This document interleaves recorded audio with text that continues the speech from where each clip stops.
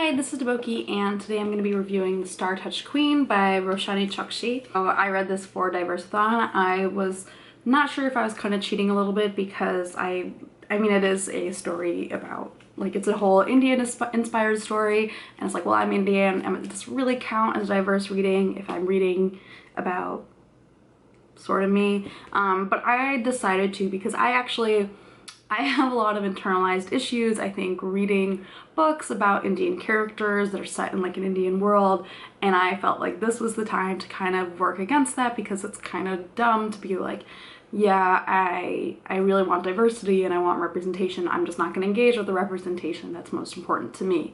And I kind of went over a little bit, I think, about why I have issues with this in my defining diversity video. I think basically I read The Namesake, which was supposed to be super about me in high school, and like I didn't like it. Didn't really enjoy it. And yeah, ever since then I think I've kind of just like had like a sore spot about that, and I just don't really read that many books that are very much about like Indian worlds and Indian characters. The other thing is that I've been trying to read more YA fantasy because I've kind of been like off and on with it. I really like it sometimes, I really don't other times, and I wanted to give this book a chance because I feel like I've seen it in a lot of places. So The Star-Touched Queen is about Maya. She is a princess and she basically has a really shitty horoscope. So horoscopes are important to a lot of Indian people. My family I don't think ever did one for me. Actually they did one for my wedding day to find like the auspicious day, but we didn't get married on that day because here your auspicious date is whatever date your venue is available to you. So she has this horoscope that like talks about like her future and basically says that she is like super doomed. Anyone like who's married to her is probably gonna be super doomed, and yeah, she's also kind of an outcast in her father's harem because her mother died in childbirth, and usually that's not indicative of anything good. So yeah, but one day her father is basically like, you need to get married to help, you know, stabilize my kingdom. So he brings a bunch of princes in, and she has to choose her husband. He ends up choosing this guy, Akaran, and he whisks her away to his kingdom, except his kingdom is not really like any kingdom that she was expecting. It seems very empty, and there's all these weird rules that are going on, and you're just not completely sure what his motivations are because he seems to very much care about her, but is also hiding a lot of things. A lot of the story is just kind of understanding what this mystery of Akaran is, and then at some point things get revealed and everything goes haywire, and she has to, like, you know, save basically everyone. So this book very much exceeded my expectations. I think I kind of had my expectations set at like, this is gonna be like an average book, like I'm gonna like it and it's gonna kind of then just wash away. But I think what I really enjoyed is the weaving of mythology into the story. So it is a Hades and Persephone retelling, so there is kind of this whole like Greco-Roman mythology to it, but there's also a lot of Hindu mythology woven in related to like dharma and reincarnation and karma. All of these ideas are a very big part of the story. There are demons that are mentioned and everything, and for me that's like, it's so cool because it's so familiar, but it's also like done in so many different ways than what I'm used to. India is super diverse. Like, I think people think of Indian culture as this monolithic culture, but it's really not. State to state in India, things can vary hugely. Like, different states will worship different gods more significantly.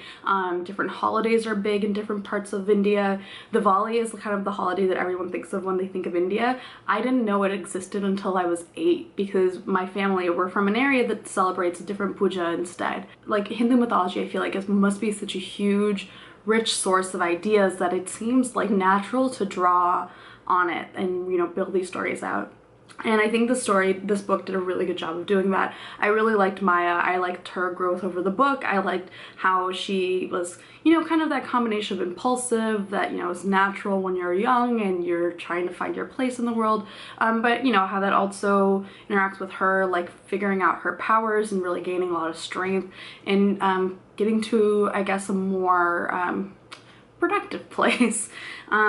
I don't know that productive is like the most poetic way to describe that, but that's kind of how I think of it. So I did have a few quibbles with the book. I think especially in the beginning, it kind of does this thing early on where we're very much in her head and everything she's thinking is like written in as if it's supposed to be the most poetic, important sentence she's ever thought.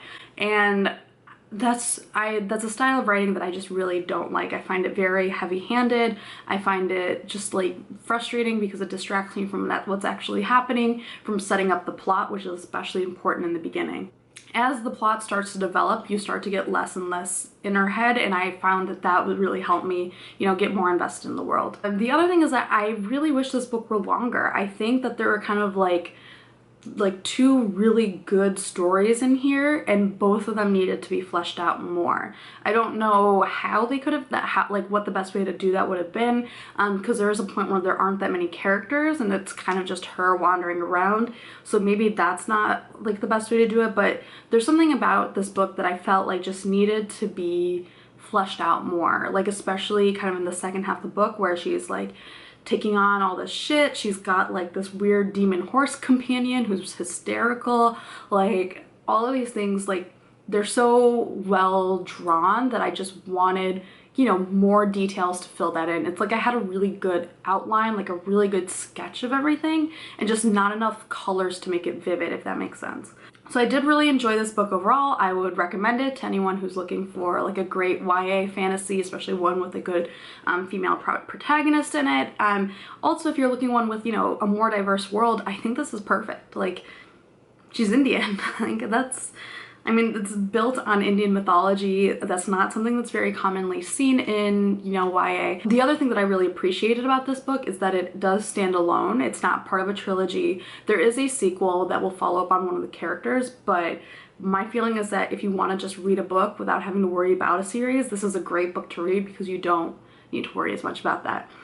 So if you've read The Star-Clutched Queen, definitely, like, if you want to talk about it, please do so. Yeah, I really enjoyed this book, and I hope that we get more of these kinds of books.